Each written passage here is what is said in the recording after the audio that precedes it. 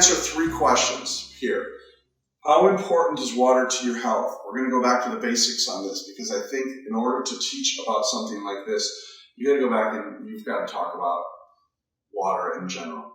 Your water's part in your body, right? How much water should I drink will be a quick topic, and there's a lot of misinformation about that. Remember, the government tells us 8 glasses. 8 glasses for a 100-pound person and 8 glasses for a 250-pound person. It doesn't make sense. It doesn't scale, right? So we'll talk about that a little bit more. And then the third one is why Kangen water is the best water to drink. Now, Kangen water is a trademark term.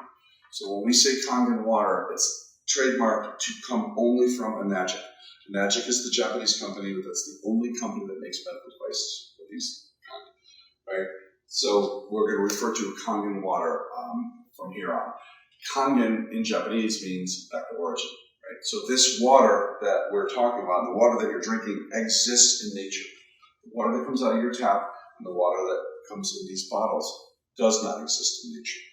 And it's not a marketing term either. And if you think about it, right, a tomato exists in nature. A can of tomato paste is a man-made refined product, and it comes with problems, right? We're not going to go too deep into the problems, but it's not a natural product. It doesn't have the natural constituents. How important is water? We are water, right? 95% of your liver is water. 75% of your heart is water. We try to get complicated with health, and we try to get overly complicated. If we stay with the basic concepts, we do ourselves a huge favor. If you understand that 75% on average of your body is water, then you have to conclude that water is the most important thing in your body. Water is the most important thing to your health, right? We go so far as saying the water that you choose and how much of it you drink is more important than the diet you're on, right? It's a quick way to become sick, eating poorly, but it is a quicker way, dehydration and drinking the wrong water or not drinking enough water, right? Because we're going to talk about the origins of a lot of disease and their basis in dehydration in a minute. So we are water, and nothing happens in our body without water. Every breath we take, every thought, every movement, every intention, every worry that we have, every single thing in our body happens with water or in a water environment. So to the extent that we can increase our exchange rate and improve the quality of our water, in other words, drink more water and drink better water, is to the extent that we can become more healthy. And health is on a continuum, right? I mean, our health waxes and wanes throughout our lifetime, right? There are days, weeks go by that I eat horribly and I pay for it. You feel bad. And then days I feel better because I eat better, right? Well, that's kind of a microcosm for life. And the water is the easiest thing to change. So we are water, and everything that happens in our body happens in or with water. That's how important water is. I would say 99% of people in America are dehydrated. And I should say, I'm going to say dehydrated from now on, but the proper word would be underhydrated. Dehydrated is a medical term. Underhydrated. And there are doctors out there that are making cases that is the origin of most of the diseases that we have. And then we'll go through that in a minute, how disease happens.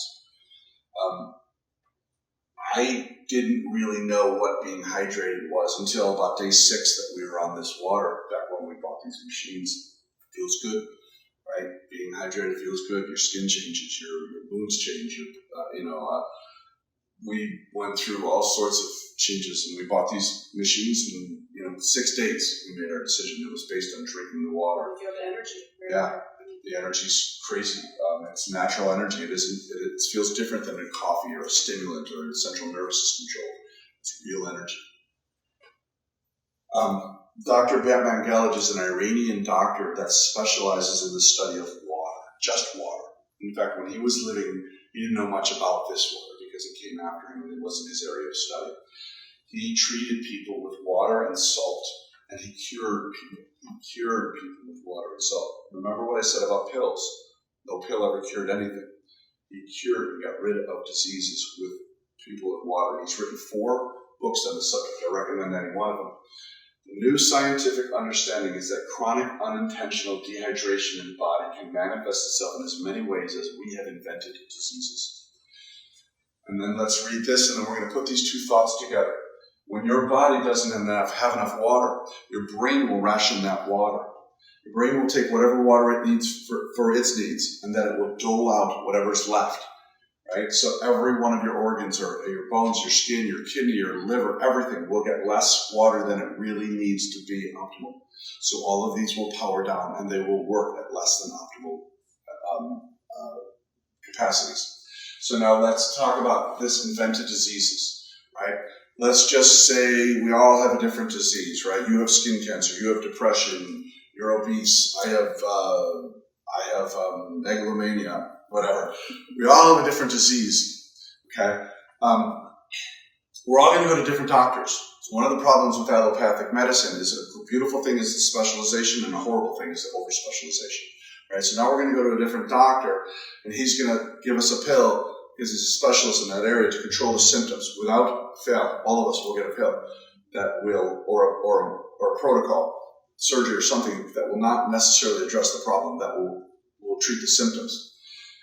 What do we all have in common is Batman Gelar makes the case that dehydration was the beginning of these things. If you look at the growth of diabetes or cancer, right? Let's take cancer for a second. The chances of getting cancer 100 years ago were 1 in thousands. 1 in thousands, right? We didn't even have good data. The chances of getting cancer these days are 1 in 2 or 1 in 3, depending on if you're a man or a woman. 1 in 2, 1 in 3 versus thousands 100 years ago is not a genetic movement. It's an epigenetic movement. It's inputs. It's your choices.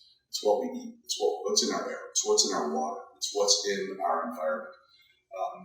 It's changed. And if you look at any of these things that are hockey stick-like growths on these diseases, there's only one thing we can say is we're not doing the right things for your health.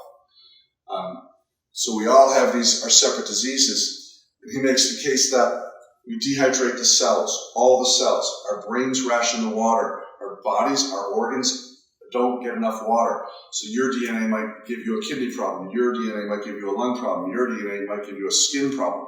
But what were they all originally? We dehydrated the cells over time. When you dehydrate the cells, it's a mathematical imperative that those cells will become more acidic as opposed to alkalinity. And those cells will become oxidizing. It's something called oxidative stress. It's basically premature aging, right? Like the screws in this rust. In June of 2007, we put 3 screws in there, and they're rusting out, and they'll soon just be powder. That same day, we put water in our water, an antioxidant water.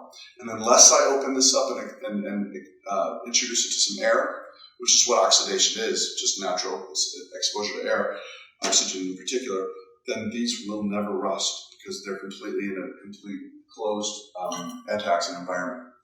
And so we dehydrate the cells over time, they become more acidic, we introduce oxidative stress, and we all get different diseases. And they're all treated differently, and no one gets cured, right?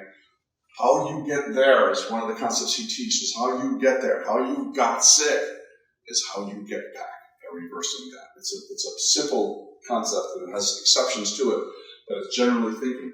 You got there by being acidic, you've got there by oxidative stress, and you've got there initially by dehydration. And those are your 3 keys to get back to health. These are what dehydration looks like. And if we look at beginning symptoms, intermediate symptoms, and advanced symptoms, what you notice here about beginning symptoms is that they seem like they're everyday things. Especially as we get older, we think, well, that's just aging. But it's not. And it doesn't have to be. Because we also have friends that we know that never get sick, or they're in the gym, or I lived in Japan for 7 years. The Japanese people are very, very, very healthy, and they live a long, long time. These are not inevitable. These are choices. Remember, your health is 100% your responsibility, and these are not normal, right? Headaches, I don't get headaches anymore. I used to get headaches all the time. Irritability, I can get irritable, but fatigue. I can get irritable. Yeah. Fatigue through the roof. You have energy all day long as you're drinking this water. And then intermediate, and then advanced. And if you notice that when we talked about those diseases we invented, when we invent a disease, we define it by its symptoms. We literally say, if you've got these 3 symptoms, you've got diabetes. We're not talking anything about the cause or the source. These are diseases we made up that are defined by their symptoms, and they're treated with protocols that never make you better, right? And this is what dehydration causes. Dehydration are not the only causes of these, obviously, but they are causes of all of these. Okay?